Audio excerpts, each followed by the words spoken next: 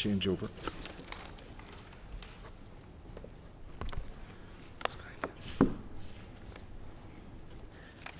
Thank you very much. Okay, thank you. Okay, I declare the meeting open to the public and welcome members to the 20th meeting of this Public Accounts Committee 22-27 mandate.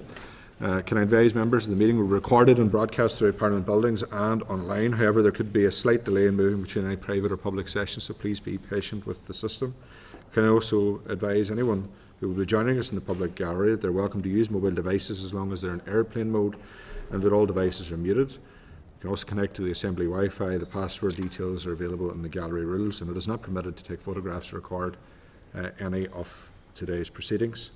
We'll proceed to agenda item 1, apologies. We do have apologies from Tom Buchanan and Colin Crawford, and also from our clerk, Lucia Wilson.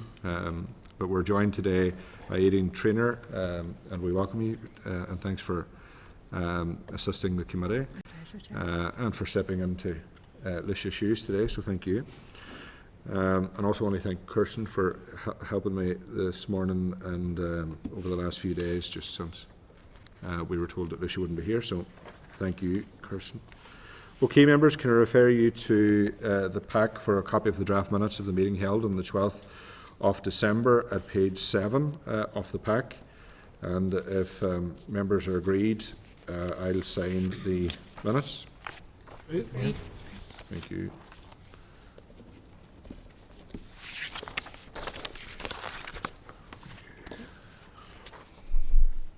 Okay, members, agenda item 3, can I ask if any members has any relevant declaration of interest to declare for this meeting? Okay. Agenda item 4, chairperson business. Just members, just briefly to touch on last year. I know at our informal meeting last week we reflected on what has been a very busy time since the return of the Assembly last February.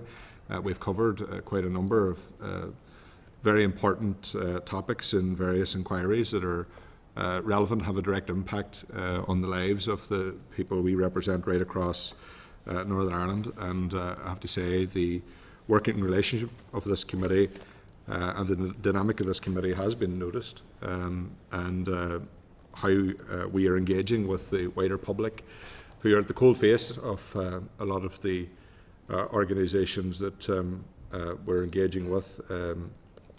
Has received very positive feedback. I also think it's important to thank publicly the committee staff for their assistance last year, and our appreciation to them, obviously, for all that they do in assisting us and for the year ahead. And of course to the Controller and Auditor General and the team at the Northern Ireland Audit Office for the fantastic reports that they produce that helps us and facilitates us in terms of the work that we do on these important areas. And more importantly, to thank each of you members for engaging so well with this committee and for working hard. There is a lot of work required, particularly given the importance of some of the areas we're covering.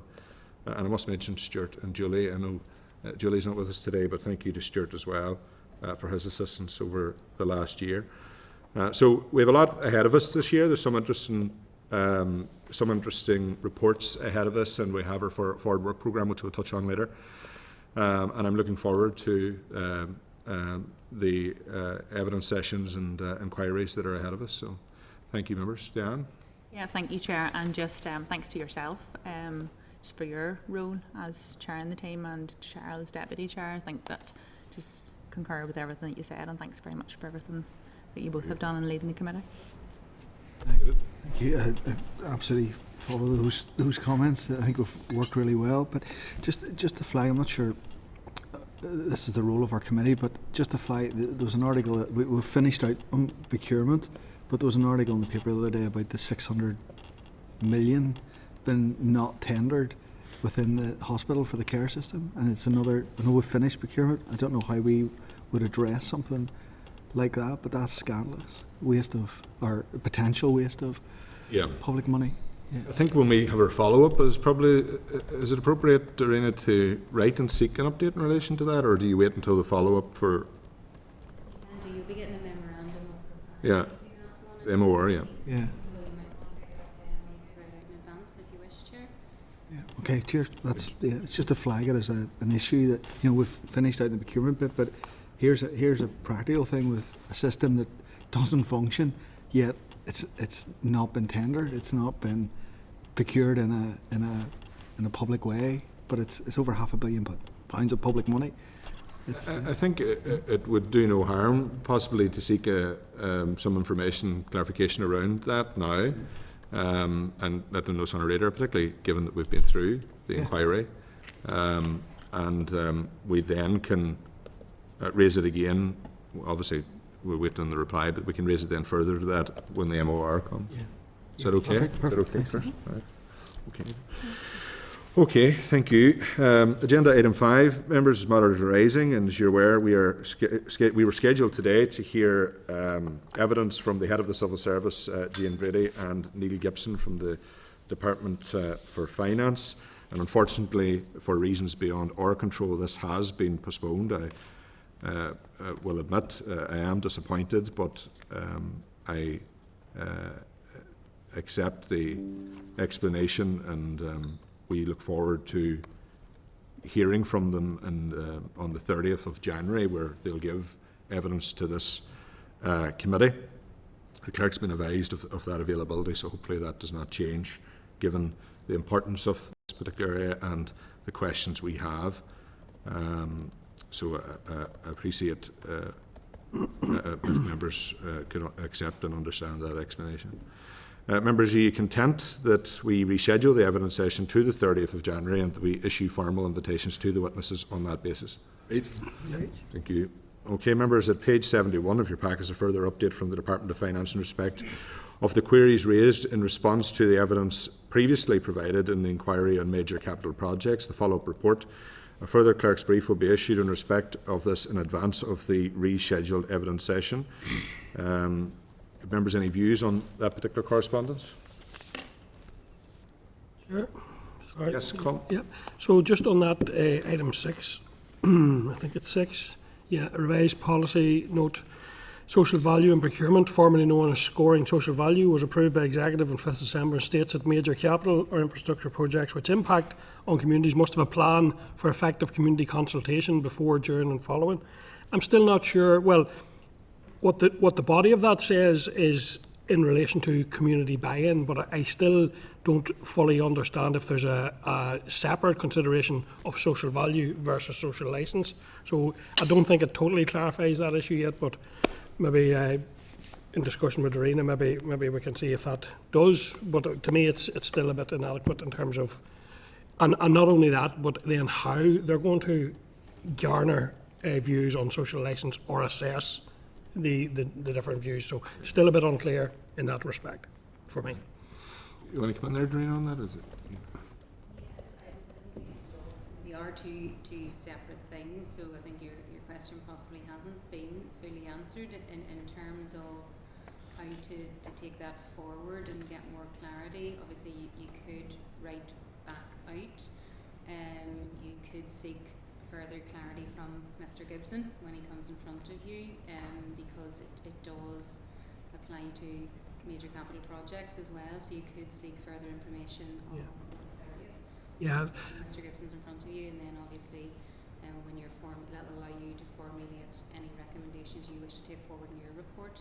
Yeah, there still seems to be a bit of a conflation of the two, and one overlapping and you being one venue. So I'm just concerned but I'm happy enough to follow it up, but just want to flag it. Yeah. Okay, so we're happy to follow it up with Neil when he presents the committee on the 30th. Okay. Members content? Sure. Members, are you content that this correspondence be shared with the Northern Ireland Audit Office for consideration and inclusion in the final report? Okay. Members, at pages 92 to 93 of the pack is a letter dated the 9th of January 2025 from Peter May, the Accounting Officer for the Department of Health. Can I remind members that following its review of the MOR into mental health services in Northern Ireland, the committee had asked for quarterly updates. The first quarterly update was considered on the 12th of December. However, the committee expressed concern at the lack of progress with the PAC recommendations and over-reliance within the department upon the implementation of Encompass. Can I also remind members that the committee then agreed to seek clarification on how in year spend and performance outcomes were currently being measured as the implementation of Encompass continues. This has now been provided in Mr May's letter of the 9th of January, in which he outlines that the approach being taken is to require each trust to submit monthly performance figures in relation to commissioned activity to the Strategic Planning and Performance Group. In cases where further funding is to be allocated during the financial year, Mr May states that there are robust mechanisms in place to monitor service delivery, including post-project evaluations. He also provided, as an attachment, the most recent quarterly update in relation to the regional mental health service team's work around collection of outcome data, which was provided to the department on the 31st of October 2024. Have members any comments in relation to Mr May's correspondence or anything they'd like to follow up? Diana? Yeah, thank you, Chair. I think that it is really good to see this level of gathering data being recognised, pulled together and reported, because I think it was something that very much came through in our inquiry, that there was data going everywhere, nobody was scrutinising it, nobody was understanding, and it wasn't really being assessed for outcomes. So I think that it is evidence of progress, and I'm glad we went back to ask for it, but definitely one to keep a close eye on. But I think it definitely marks progress and an impact of this committee. Yeah, I think so. It was one of the areas we were most focused on, and I think it was a point of frustration that they didn't have sufficient data in place. And I think it has been heard, certainly in that reply. There's some level of action, far from perfect, but it is a move in the right direction. And I suppose through the quarterly updates, it's a very good mechanism for this committee to keep a very close eye on this, to ensure thorough accountability of the department and what we expect to see from them in terms of our recommendations as a committee. Colin? Yeah, just on that, I noted Mike Nesbitt was being interviewed this morning, and he mentioned that they had clawed back money from one of the trusts in terms of outcomes not being met. So I think it's useful to see that, to ensuring that there's effective use of public monies, and a more rigorous approach is certainly to be welcomed. Yeah, well, content to note, members. Thank you. Okay, members, at pages 94 to 97 of the pack is a letter dated the 8th of January 2025 from Ronnie Armour, the accounting officer to the Department for Education, in response to the committee's follow-up queries to the evidence session held on the 5th of December. Again, members have any comments in relation to Mr Armour's correspondence?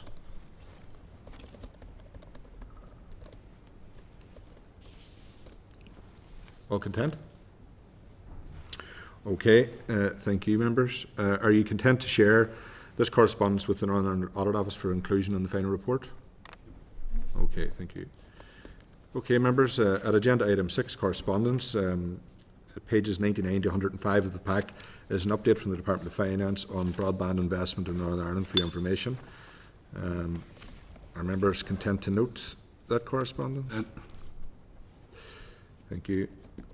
Pages 106 to 107 of the pack is a letter from a member of the public in respect of Dalriady and Gold planning application. A draft response has been included at pages 108 and 109 for your consideration and approval. I'll just at this point, given it's my constituency that this application is relevant to, I'd declare an interest on that actually. Has members any views in relation to the letter, or members content to issue the draft response that is there and prepared at pages 108 and 109?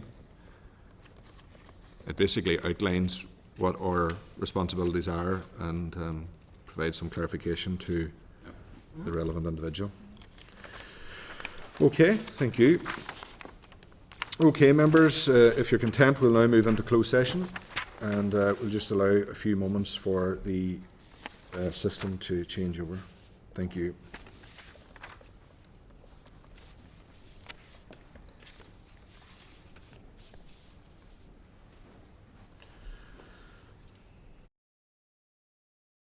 Senate Chamber.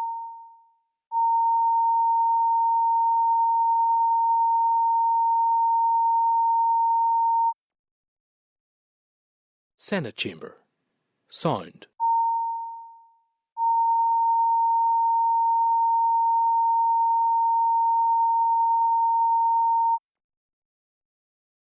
Senate Chamber. Sound.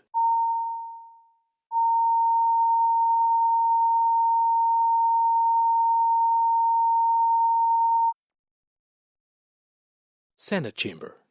Sound.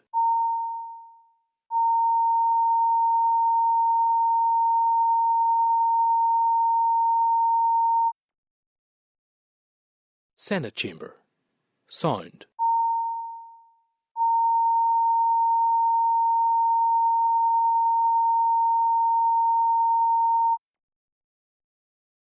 Senate Chamber. Sound.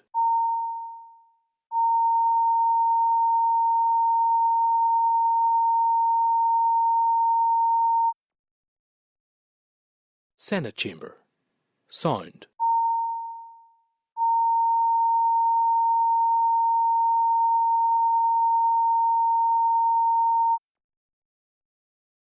Senate Chamber.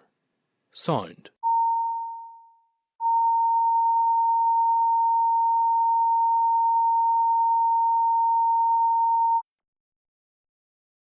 Senate Chamber. Sound.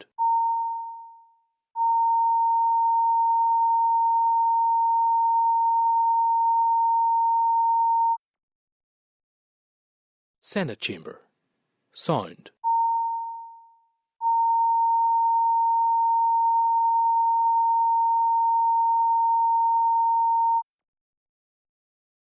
Senate Chamber. Sound.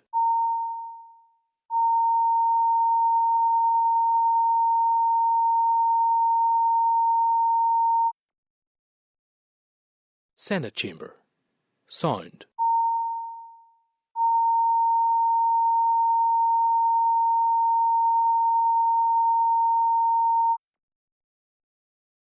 Senate Chamber. Sound.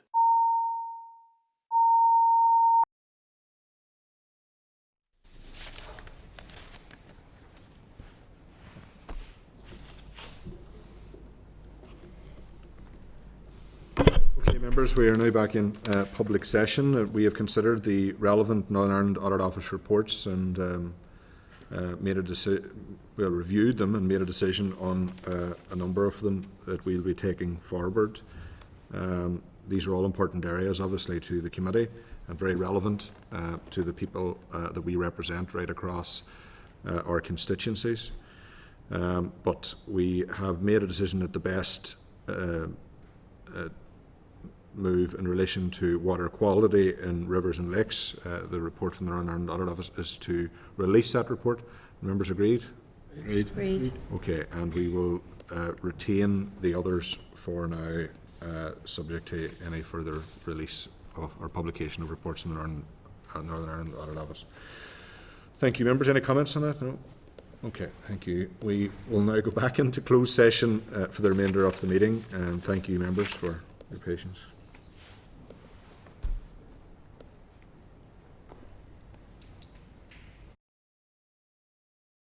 Senate Chamber.